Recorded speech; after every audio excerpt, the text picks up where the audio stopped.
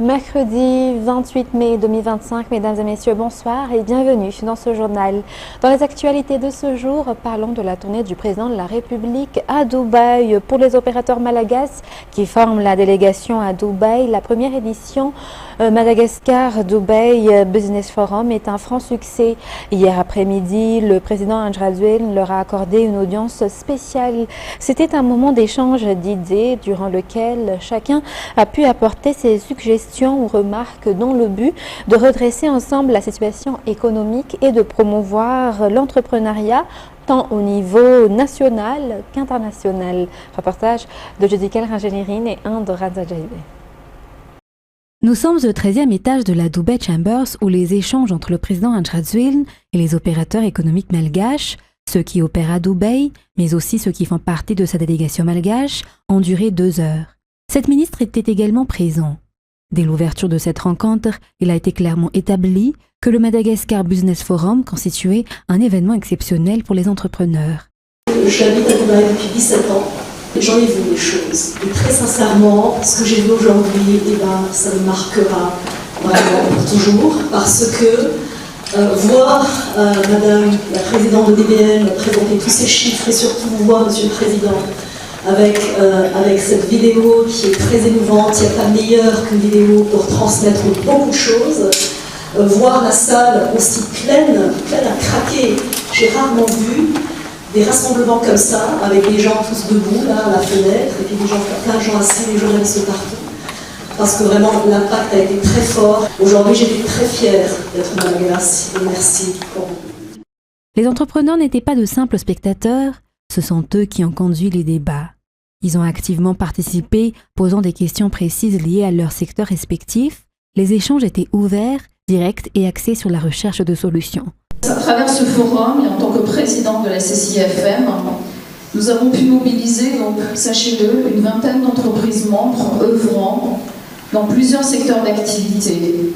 Cela démontre encore une fois notre structure d'appui aux entreprises malgaches qui pourront jouer un rôle crucial dans la dynamisation des échanges économiques et dans la mise en avant de ces entreprises sur la scène internationale.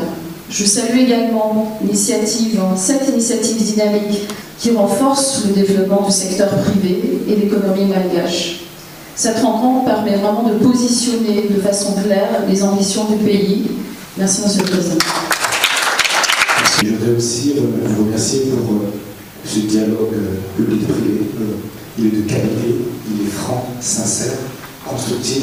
En tant qu'entrepreneur et au nom de nombreuses TPME et PME présentes, je salue cette initiative porteuse d'avenir. Ce forum marque une étape forte. L'opportunité d'exporter à Dubaï est désormais concrète et accessible.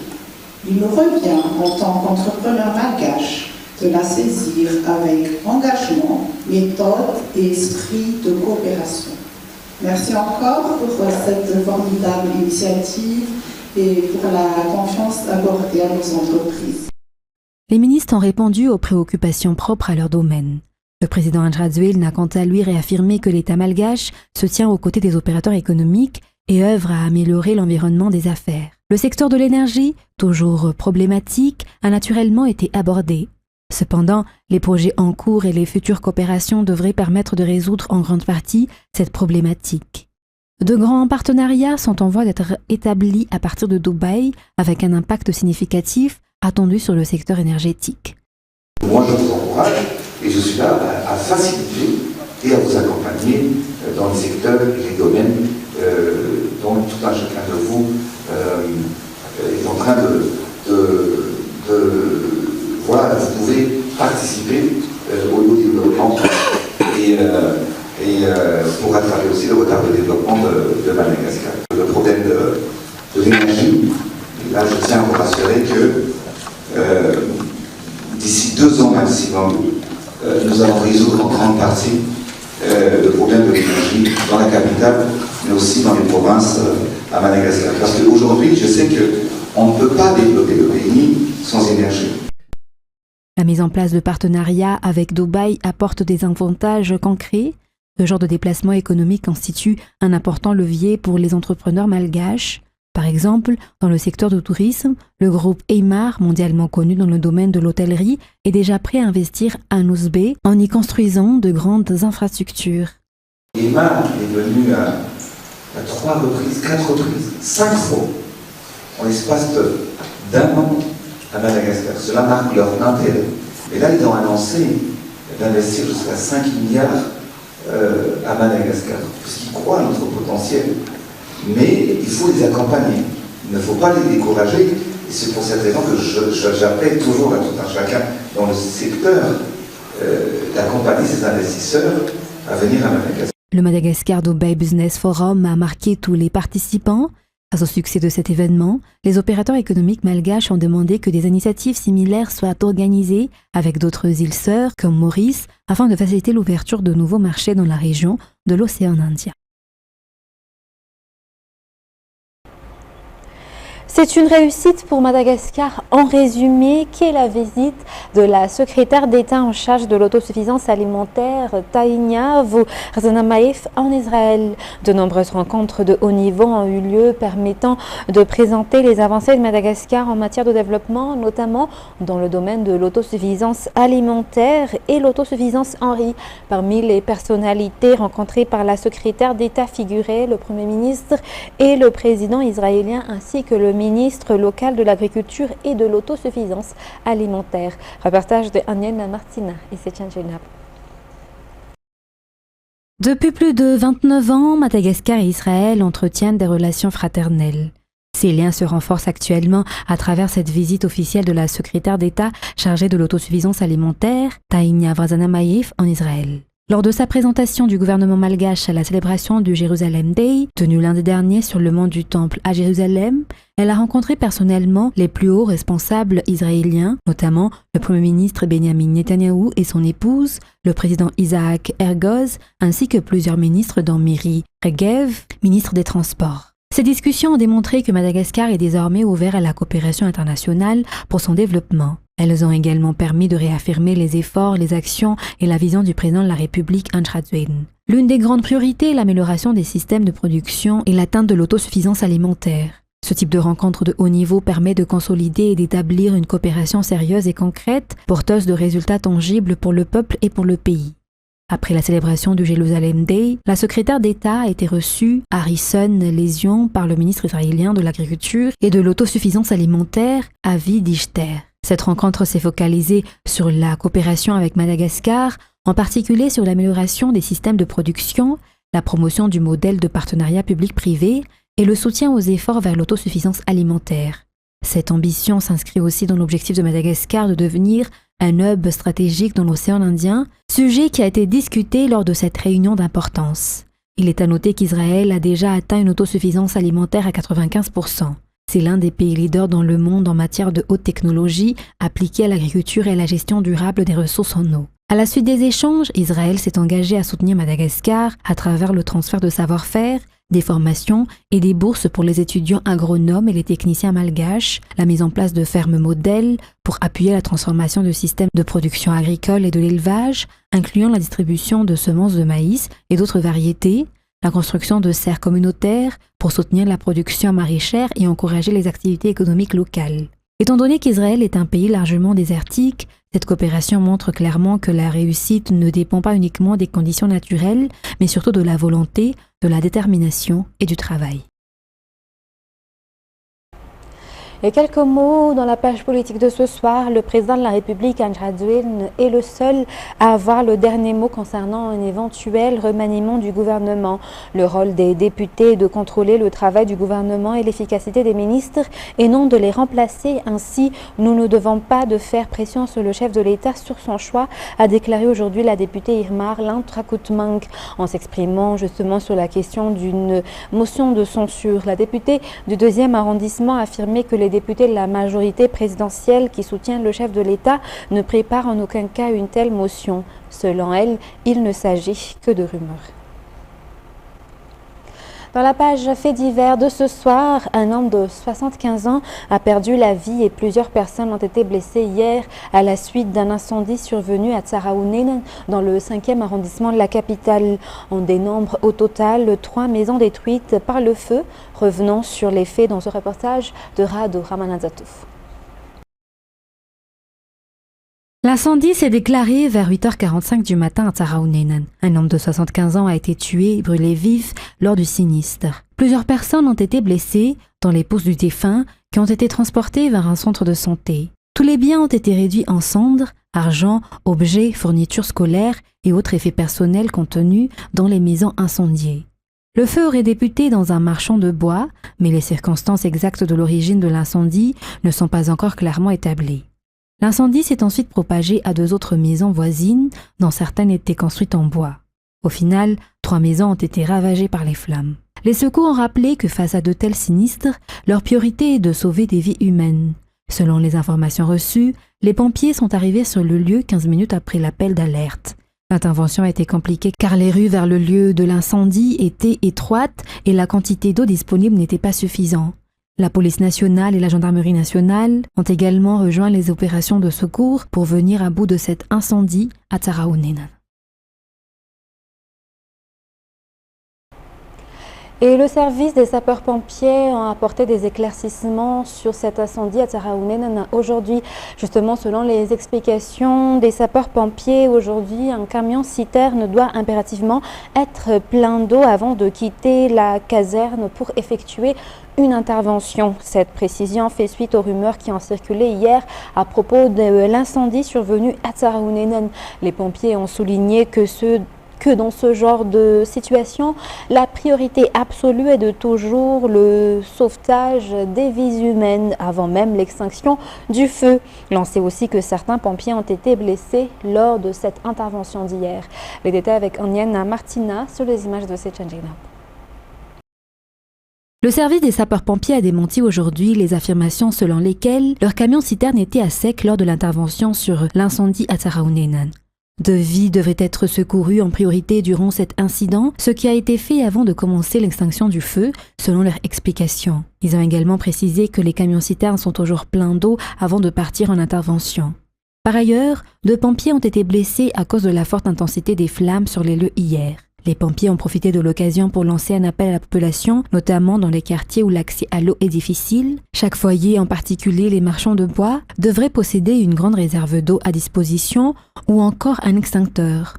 En outre, la ville d'Antananarivo dispose de 247 bouches d'incendie destinées à faire face aux incendies, selon les explications. L'entretien de ces installations est effectué régulièrement en collaboration avec la Jirama. Dans un tout autre sujet, parlant formation professionnelle, les filières de formation dans le secteur de l'exploitation minière au sein des lycées techniques seront améliorées afin de permettre aux jeunes d'intégrer directement le monde du travail.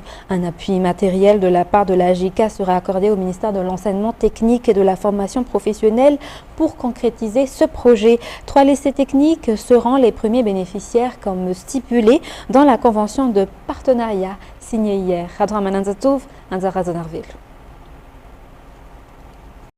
Il existait déjà auparavant des filières de formation dans le domaine de l'exploitation minière au sein des lycées techniques, mais elles nécessitent des améliorations pour permettre aux jeunes de rejoindre directement le marché du travail après leur formation. Le secteur minier évolue également, ce qui rend nécessaire une mise à jour des programmes selon la ministre de l'Enseignement technique et de la formation professionnelle. Madagascar est un pays riche en ressources minières exploitables. L'amélioration des formations dans les lycées techniques s'inscrit également dans la politique de lutte contre le chômage. Le projet commencera dans les lycées techniques d'Alarbi, en Passapit et de Thomas. La JICA fournira les équipements nécessaires à ces lycées afin que les élèves puissent se familiariser avec les différentes étapes de l'exploitation minière. La signature de la convention de partenariat entre le ministère de l'Enseignement technique et de la formation professionnelle et la JICA a eu lieu hier matin, portant sur le soutien à ces établissements. La cérémonie de signature s'est déroulée en présence du ministre des Affaires étrangères par intérim, le général Saïvé Lalamunza Delphin. Les écoles sont en pleine préparation des examens officiels actuellement. Les classes d'examen entament pour la plupart le second examen blanc d'après ce qu'on a constaté d'après ce qu'ont constaté nos journalistes sur le terrain. Et pour améliorer les résultats des examens, certaines écoles augmentent leurs heures de cours pour les élèves en difficulté. Les détails dans ce reportage de fin de Sénat-Mireille et Yves Janel.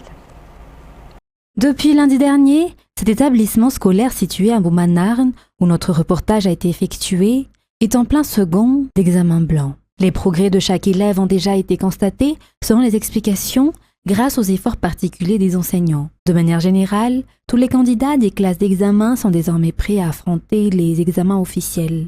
Les heures de cours ont été augmentées pour les élèves qui ont encore du mal à suivre. Des cours dispensés le mercredi après-midi et les samedis ont également été intégrés dans l'emploi du temps. Cette stratégie a porté ses fruits, selon toujours les explications. Les élèves qui passeront l'examen d'éducation physique et sportive ou EPS sont également en pleine préparation pour cet examen, ajoutant. Et dans le reste de l'actualité locale, le parti TGV du 2e arrondissement, dirigé par la députée Irmar Lantrakoutmang, prend en charge l'aménagement des abords du Rouva de Madagascar pour en faire un espace de promenade. Les travaux ont commencé aujourd'hui avec un nettoyage des lieux. Leur objectif est de faire partie des quartiers pilotes afin de bénéficier des 200 millions d'ariars promis par le président de la République. Reportage sur les images de Taran Jensen. Les alentours du Rouva de Madagascar deviendront un espace de promenade d'ici la fête nationale, comme on le voit sur les images. L'aménagement complet de cet espace sera pris en charge par l'association TGV du 2e arrondissement, comme annoncé par la députée de l'Irmar élue dans la circonscription de Tana 2. Aujourd'hui, les membres de cette association ont commencé les travaux par le nettoyage du site. L'objectif de la TGV du 2e arrondissement est également de faire de l'un des 24 Fukuntans du 2e arrondissement un modèle afin de bénéficier des fonds promis par le président de la République pour ceux qui initient des travaux de développement à l'image de l'état actuel. Pour cela, le TGV du 2e arrondissement renforce les actions qu'il mène depuis longtemps pour gagner les 200 millions d'ariars selon les explications de Lantrakoutmang. Il est à noter que les travaux dureront un mois et selon leurs prévisions seront terminés avant le 26 juin. Aux actualités internationales de ce soir, Elon Musk voit officiellement son mandat d'employé spécial du gouvernement au sein du département de l'efficacité gouvernementale prendre fin ce mercredi 28 mai 2025, rythmé par de nombreuses décisions. Son passage au sein de l'administration Trump s'achève sur un bilan plus que mitigé, tant sur le plan politique que personnel. Les détails avec France 24. Fini la politique, retour aux affaires pour Elon Musk. L'homme le plus riche du monde n'aura pas fait long feu au sein de l'administration Trump. Après 4 mois à la tête du département de l'efficacité gouvernementale, au cours desquels sa cote de popularité est tombée au plus bas, le milliardaire se retire de la vie politique. En matière de dépenses politiques, je vais en faire beaucoup moins à l'avenir. Je pense que j'en ai fait assez. Derrière sa décision, les mauvaises performances du département de l'efficacité gouvernementale, mais aussi celles de Tesla. À force de coupes budgétaires et de licenciements massifs au sein de la fonction publique américaine, Elon Musk affirme qu'il atteindra les 160 milliards de dollars d'économies sur 2025, bien loin des 2000 milliards qu'il avait promis. Dans le même temps, ces entreprises ont largement pâti de ses prises de position politiques, notamment Tesla, sa marque de voitures électriques. Les employés ont été nombreux à se rebeller en bloquant les usines, tandis que les clients, largement acquis au Parti démocrate, se sont détournés de la marque, mais le patron affirme ne pas s'en inquiéter. Oui, nous avons peut-être perdu quelques ventes à gauche, mais nous les avons gagnées à droite. Les chiffres de vente à ce stade sont solides et nous ne voyons aucun problème de demande. Rien que le trimestre dernier, les ventes de Tesla ont chuté de 20% et ses bénéfices ont dégringolé de plus de 70% sur un an. À tel point que le conseil d'administration de Tesla a même songé à trouver un remplaçant. Alors, Elon Musk a décidé de se consacrer désormais exclusivement à ses activités commerciales. Je suis de retour au travail H24, 7 jours sur 7, et je dors dans des salles de conférence, des salles de serveurs ou des salles d'usine. Je dois être super concentré sur xAI et Tesla. D'autant que le milliardaire a du pain sur la planche avec SpaceX. Son rêve d'envoyer des humains sur Mars n'a jamais été si près de se réaliser. Il compte faire décoller Starship pour la planète rouge avant la fin 2026. Restons toujours dans cette actualité autour d'Elon Musk et de son entreprise SpaceX. Pour son 9e vol d'essai hier mardi, le vaisseau de la fusée Starship de SpaceX a réussi à atteindre l'espace mais a finalement explosé au-dessus de l'océan Indien où il devait finir sa course. Le point avec France 24. Starship à nouveau dans les airs. Pour son 9e vol d'essai, la plus grande fusée au monde réussit son décollage et remplit presque sa mission.